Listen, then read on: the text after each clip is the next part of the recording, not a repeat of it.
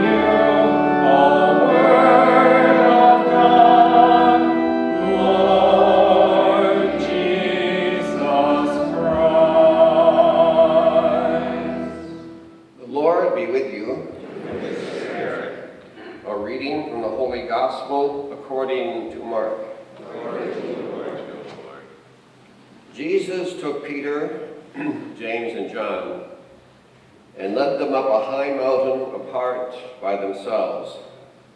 And he was transfigured before them, and his clothes became dazzlingly white, such as no fuller on earth could bleach them.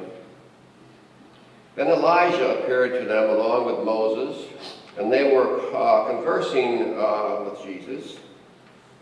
And then Peter said to Jesus in reply, Rabbi, it is good for us to be here. And let us make 3 tents, one for you, one for Moses, and one for Elijah.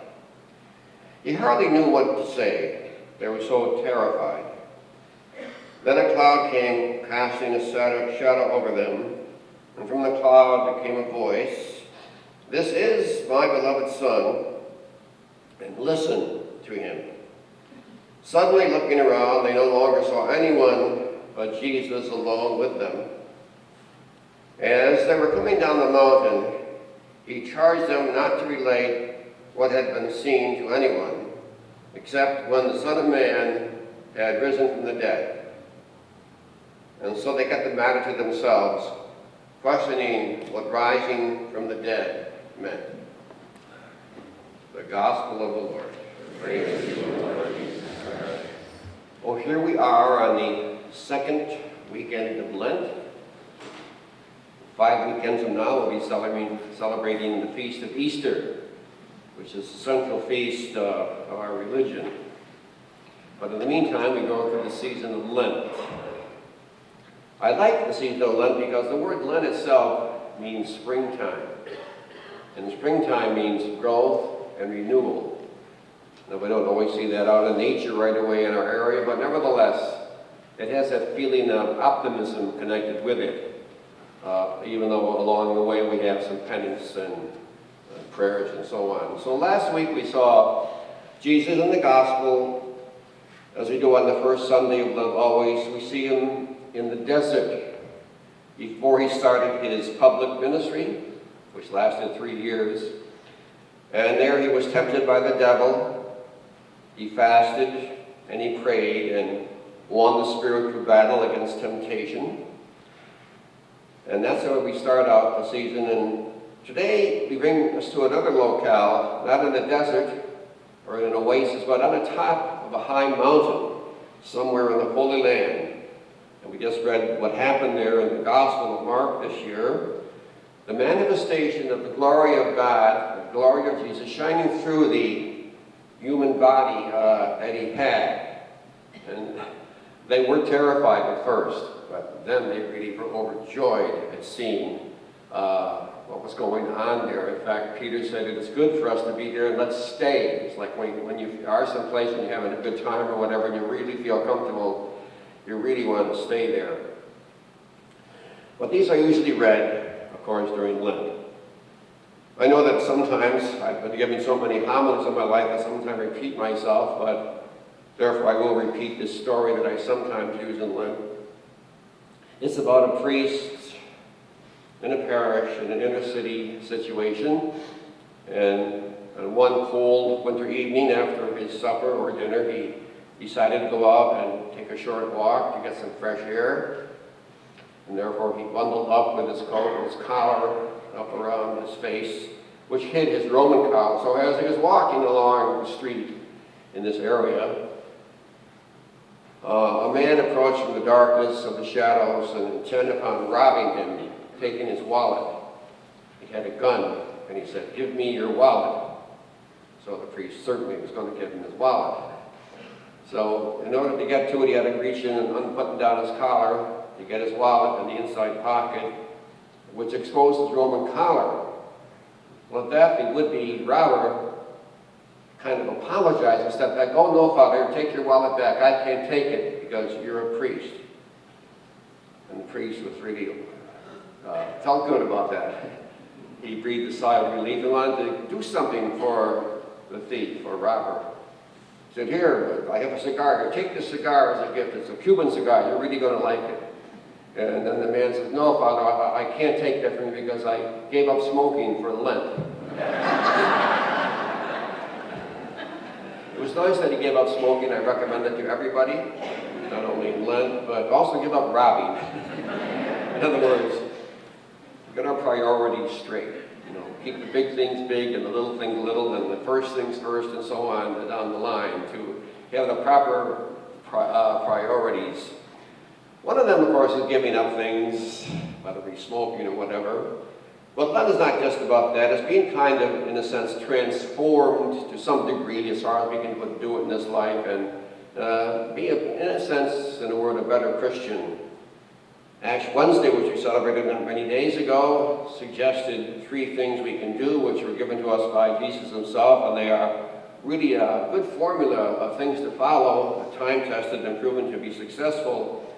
And one of them is fasting, one of the things to do. The other is giving alms, and the third is prayer. We're familiar with them, I'm sure, but they're time-tested and recommended by Jesus himself because, first of all, fasting, just like exercise, strengthens our will to say no, even to things that are lawful for us to have or to do, and kind of gets ourselves in control of our lives. And also, it can, by giving up something, give us a certain feeling or togetherness with those who are really needy in the world and give some sympathy for them, which leads again to the giving of alms, helping people in a positive way, in whatever way that might be, which can be time or talent or even some sort of financial aid. I know in this parish we kind of suggest using the rice bowls, which are available at the door of the church, which we just put our loose change in each evening or whatever, and before you know it, we have quite a lot of money piled up to help. I recommend that as kind of one thing to do as alms giving, and that goes directly to the poor. And of course, the third thing Jesus said was to pray both publicly, but especially privately in our own hearts, our own lives, but also publicly as well. And I think as being aware of God's presence is a prayer in itself. Just to think of God throughout the day and then whatever prayers you might say, those 3 things are very helpful in Lent to help us transform and be transfigured in a sense in our own individual lives. Just like I bet many of you have been watching a little bit of the Olympics perhaps, and how those athletes to get there had to go through a lot of strenuous exercise and giving up of legitimate things. Otherwise they wouldn't be there, they wouldn't compete very well. So just as our bodies need exercise, so too our souls and our spiritual lives need that to really get in some kind of spiritual shape.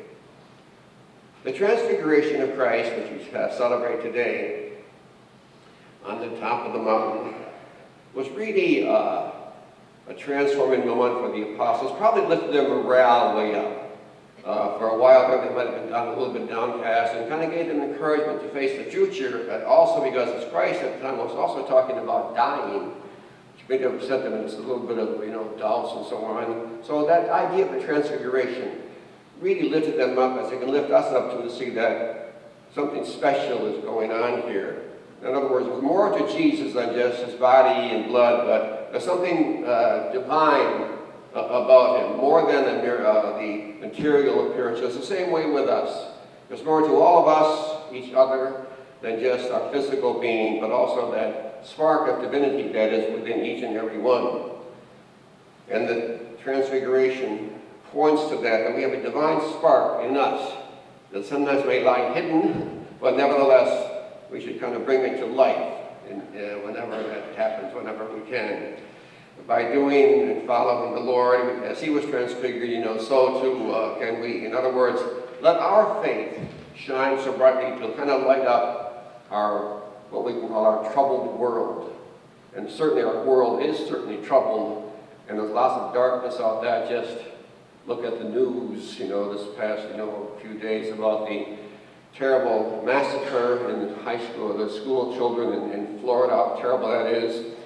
Some call it pure evil, but I hate to put the word pure in front of evil, say it's complete evil, but certainly that's only one example of our society and the darkness that can overcome the light and goodness that is also in the world. So our challenge, therefore, in Lent is to let our light be strong enough to shine in the darkness.